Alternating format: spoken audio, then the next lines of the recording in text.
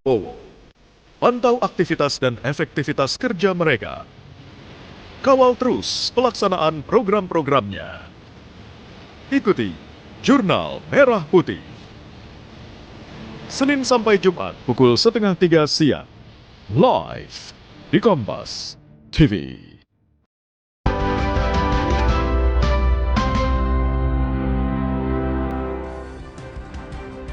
Saudara Menteri SDM Bahlil Lahadalia bilang akan mengevaluasi total izin tambang galian C Gunung Kuda, Cirebon, Jawa Barat. Total ada 21 orang yang dinyatakan tewas dan 4 korban masih dalam pencarian.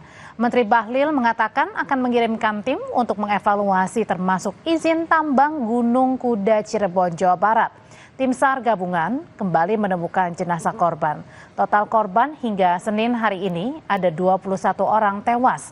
Polisi menyebut 2 tersangka mengabaikan larangan pengelolaan tambang yang dikeluarkan Dinas SDM Jawa Barat pada Januari 2025.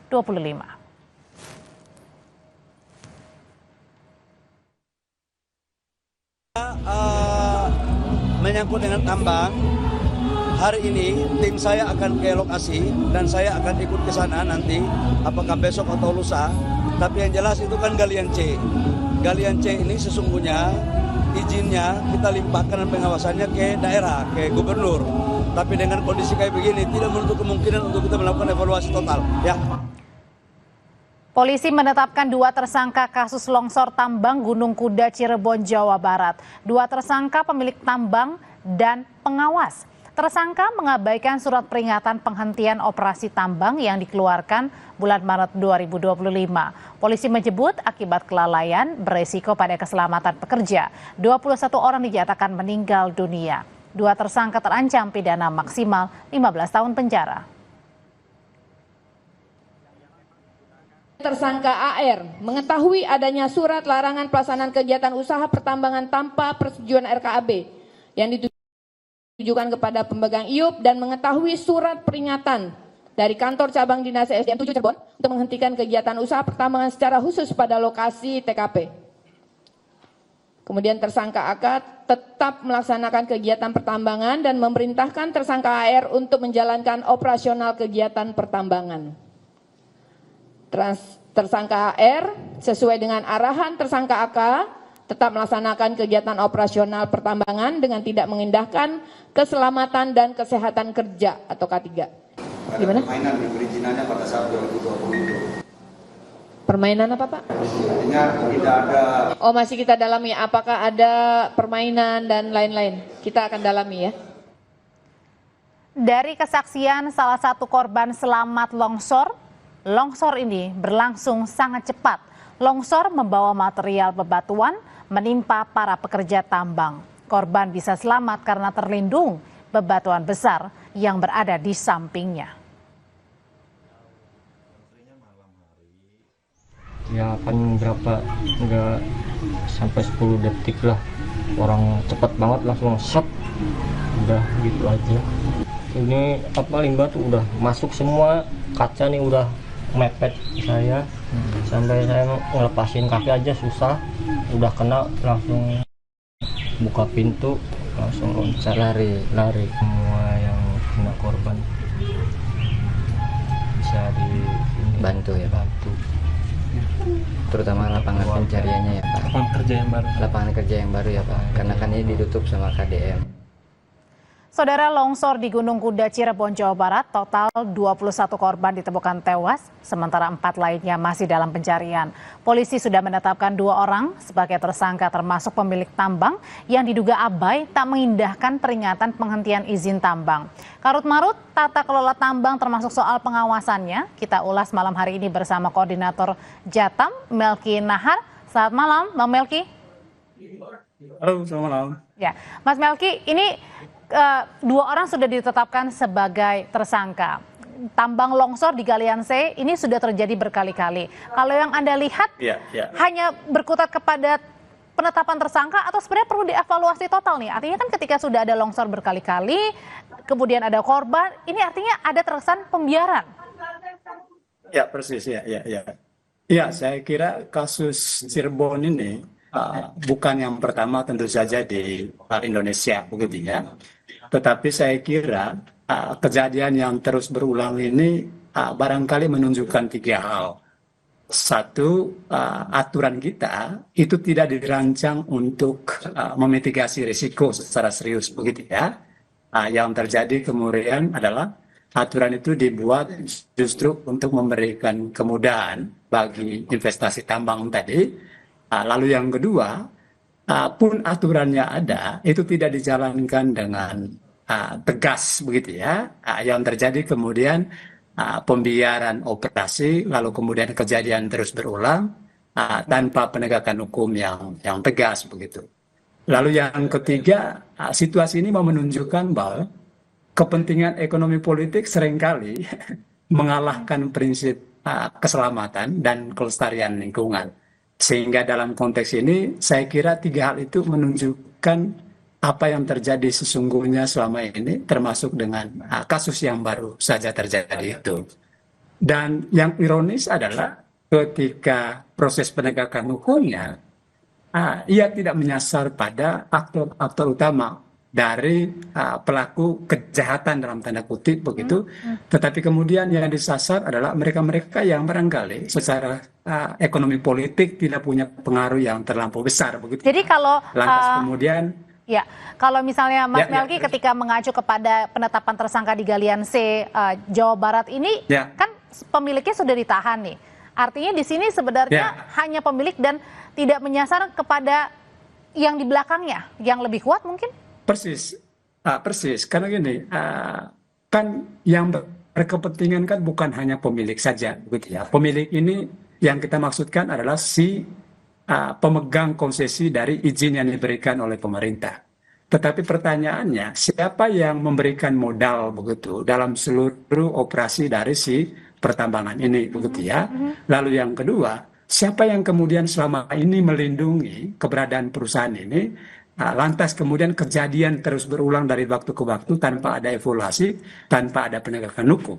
Ketika kemudian kasusnya terjadi, lalu kemudian memakan korban jiwa dalam jumlah yang banyak begitu, lantas kemudian yang dikorbankan hanya orang-orang tertentu. Ini yang kita duga, dimaksud melindungi. jangan-jangan memang ini didesain. Oke, yang dimaksud tadi melindunginya itu siapa, dari pihak mana kalau Mas Melki lihat biasanya? Ya, bisa saja satu dari pemerintah itu sendiri yang tidak memberikan semacam evaluasi yang rutin begitu ya, tidak melakukan pengawasan yang rutin terhadap pelaksanaan dari pertambangan itu sendiri.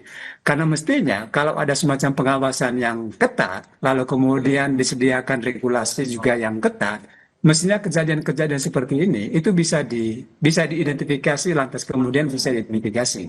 Tetapi yang terjadi kemudian adalah ketika kejadiannya terjadi, lantas kemudian makan korban dalam jumlah yang banyak.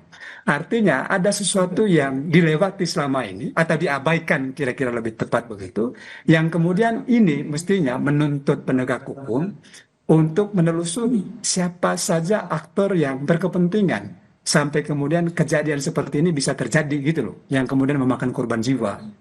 Gitu. Oke, yang dievaluasi tadi itu adanya pembiaran, apakah dari pemerintah, termasuk dari yang melindungi tersebut, itu termasuk ya. Jadi tidak berhenti kepada pengawasnya, pemiliknya, pemilik tambangnya. Iya kan, logika sederhananya kan gini, si pemilik konsesi itu dia tidak tiba-tiba melakukan operasi kalau tidak diberikan izin oleh pemerintah, gitu ya. Si pemilik izin ini kalau dia melakukan aktivitas yang sama ini tapi menyalahi aturan, dia tidak akan mungkin terus beroperasi kalau tidak dibiarkan atau dilindungi. Nah, Mas Melki, kan dua itu yang kemudian menjadi poin pentingnya kan. Oke, tapi kalau dari SDM Jabar juga sudah menyatakan bahwa berkali-kali sudah diperingatkan juga kemudian. Nah, tapi ini dilihatnya gimana nih? Sudah berkali-kali diperingatkan, apakah pemiliknya yang bandel atau tadi jangan-jangan ada apa di balik galian ini? Yang mesti kita pertanyakan itu adalah apa bentuk peringatan yang dilakukan oleh Dinas SDM Jawa Barat itu.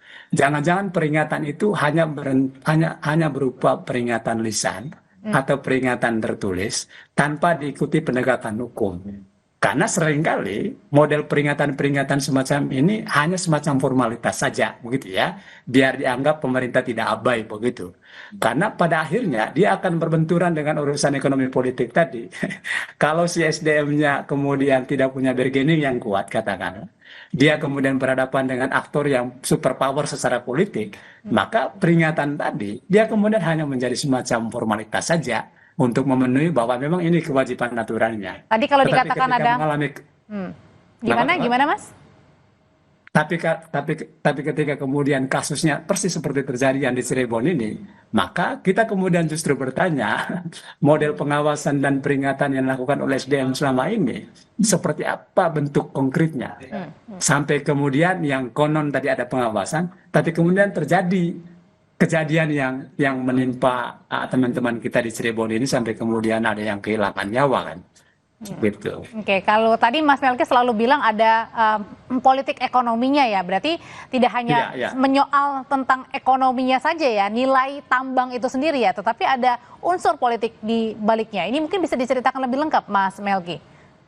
Iya, karena gini, dalam banyak kajian termasuk riset-riset yang kami lakukan, begitu ya, urusan pertambangan ini memang salah satu kepentingan terbesarnya adalah justru kepentingan politik itu sendiri. Karena dalam seluruh fase proses penerbitan izin, entah izin yang minerba maupun izin yang galian tadi, dia punya celah korupsi yang besar, begitu ya. Celah korupsi itu ya bisa terkait dengan proses penerbitan izinnya, bisa terkait dengan politik rencana tata ruangnya, bisa juga terkait dengan urusan penegakan hukumnya, begitu.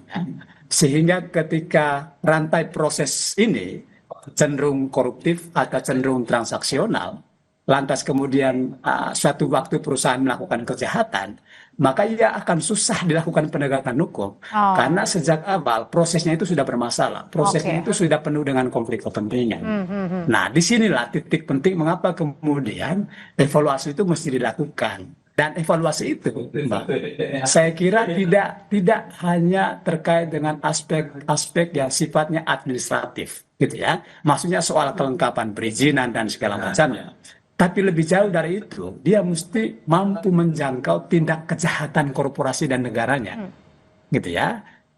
Kira-kira siapa yang kemudian membeli hasil galian tambang misalnya, yang dilakukan oleh perusahaan ini, begitu ya. Kemana kemudian itu didistribusikan? Siapa penerima manfaat akhirnya?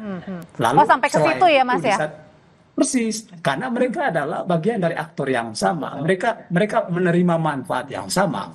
Sehingga kalau hanya si pemilik izin yang kemudian ditetapkan sebagai tersangka, maka ini semacam penegakan hukum, tapi hanya lebih tebang pilih gitu. Dia tidak menyasar aktor secara keseluruhan gitu. Tapi Mas Melki, kalau sudah ditetapkan tersangka ada 2 orang, penutupan permanen juga Gubernur Deddy Mulyadi juga sudah menyatakan tersebut, sudah memerintahkan ya untuk ditutup permanen. Nah, apakah ini sudah dibilang bahwa akan ada efek jera yang cukup, atau jangan-jangan nih ketika sudah ditutup permanen ada penetapan tersangka, jangan-jangan kalau berita ini sudah lama tidak tersiar begitu ya, sudah ini nanti jangan-jangan ada lagi nih. Persis. Nah, saya kira itu valid ya, dan itu yang terjadi selama ini, begitu. Karena seringkali penegakan hukum yang dilakukan itu tidak dalam kerangka untuk benar-benar bagaimana memastikan perluasan penghancuran tadi itu benar-benar dihentikan. Tapi penegakan hukum itu justru dipakai sebagai bargaining, begitu, dari aparat-aparat tertentu untuk kemudian tolong setor ya ke saya, begitu. Dan saya kira ini tidak hanya terkait Cirebon, di banyak wilayah di Indonesia, Mbak. Konteks penegakan hukum itu dia tidak dalam posisi untuk kemudian hukum itu benar-benar ditegakkan. Tidak, gitu ya.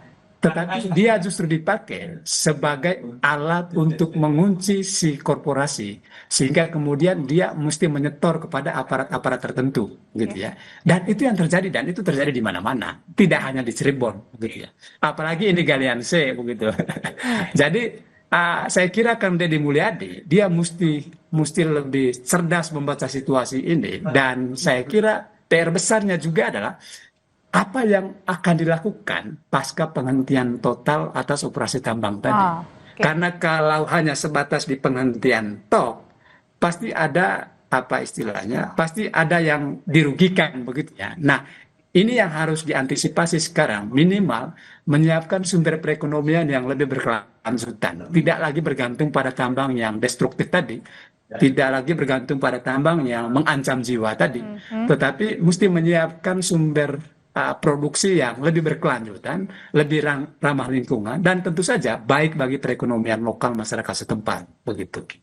Oke, kalau untuk perlukah ada juga evaluasi ataupun audit rutin nih, bukan hanya kepada Galian C, mungkin kepada lokasi-lokasi tambang legal maupun ilegal lainnya? Ya, saya kira itu penting sekali karena di Jawa ini keberadaan Galian C termasuk tambang-tambang ilegal itu maraknya minta ampun begitu ya. Dan maraknya pertambangan ini memang sengaja dipelihara begitu ya. Bukan karena apa istilahnya, bukan karena ketiadaan aturan begitu ya. Aturan ada, tetapi juga seringkali itu tidak ditegakkan gitu. Yang terjadi kemudian adalah aparat kita menjadikan kasus-kasus ini sebagai ATM, kira-kira begitu, sebagai sumber duit begitu. Nah, PR besarnya di situ, sehingga kalau pemerintah mau mengevaluasi, evaluasinya tidak hanya pada tataran si korporasinya, si perusahaan, artinya kalau tadi pemerasan itu, artinya bisa dalam kategori bisa saja tadi melindungi dalam arti misalnya dalam tanda kutip pemerasan, mungkin kalau misalnya mau dilindungi ya harus menyetorkan atau harus bagaimana gitu. Persis, karena gini kan, gimana ceritanya kita mau menertibkan tambang-tambang ini kalau si aparat dan pemerintahnya aja tidak bersih begitu ya. Ibarat menyapu rumah dengan sapu yang kotor kan jadinya. Maka kalau mau evaluasi yang paling utama itu mulai dari pemerintahnya dulu, aparat penegak hukumnya dulu. Bisa nggak untuk terbebas dari konflik kepentingan? Kalau ini sudah terbebas, maka langkah berikutnya adalah gunakan aturan yang sudah ada untuk kemudian dilakukan evaluasi dan penegakan hukum, termasuk pemulihan tadi. Sehingga tantangan-tantangan dalam proses penegakan hukum itu bisa dimitigasi, karena kita sebagai penegak hukum tidak lagi terlibat dalam konflik kepentingan yang sama. Kan PR besarnya hari ini, kita penegak hukum, begitu termasuk pemerintah, justru terlibat dalam rantai kasus yang sama begitu ya, sehingga kalau kita mau melakukan penegakan hukum maka itu semacam menabrak muka sendiri begitu. PR besarnya justru di situ, dan saya kira karena ini urusannya politis begitu, maka memang mesti hati-hati, karena kalau tidak ya ujungnya kita akan tahu seperti kasus Ismail Bolong misalnya di Kalimantan Timur, yang notabene dia sendiri yang dikorbankan dalam tanda kutip begitu ya, meskipun ini ilegal tetapi polanya sama gitu. Nah, kalau untuk para pekerjanya sendiri, Mas Melki, ini kan seringkali juga ada yang ilegal, misalnya ada yang pemiliknya ini luas, maupun mungkin yang ilegal yang hanya mungkin perseorangan atau beberapa orang begitu. Nah, apakah dengan lebih banyak ke para pekerjanya ini mereka lebih kepada lihat faktor ekonominya, atau mereka mungkin juga karena ya tidak mengabaikan atau mengesampingkan faktor kepentingan untuk keselamatan karena mengutamakan tadi faktor ekonomi gitu, karena menggali tambang karena kan jumlahnya atau apa yang dihasilkan pasti juga membuat mereka juga kemudian bisa memenuhi ekonomi mereka. Ya, bisa jadi. Ya, saya kira salah satunya memang ini terkait dengan ketiadaan basis ruang produksi ekonomi bagi warga. Lantas kemudian mereka terpaksa mengambil jalan model ekonomi yang destruktif ini, begitu ya.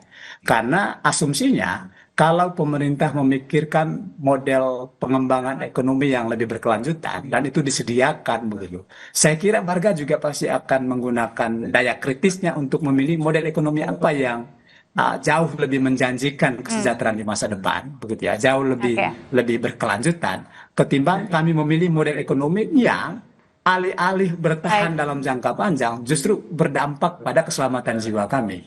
Nah, itu yang saya kira penting untuk disiapkan sejak awal, terutama dalam hal ini oleh pemerintah karena mereka yang bertugas untuk mengatur itu, begitu. Iya, Mas Melki Nahar, Koordinator Jatan, terima kasih untuk perspektifnya bergabung bersama kami di Sapa Indonesia Malam. Terima kasih. Saudara, Timnas saat ini masih menempati peringkat keempat klasemen sementara grup C. Lalu bagaimana peluang Timnas dapat lolos Piala Dunia 2025? Selengkapnya kita ulas bersama Stella Kristi, Wamen, Dikti Saintek, dan juga pengamat sepak bola Roni Pangemanan.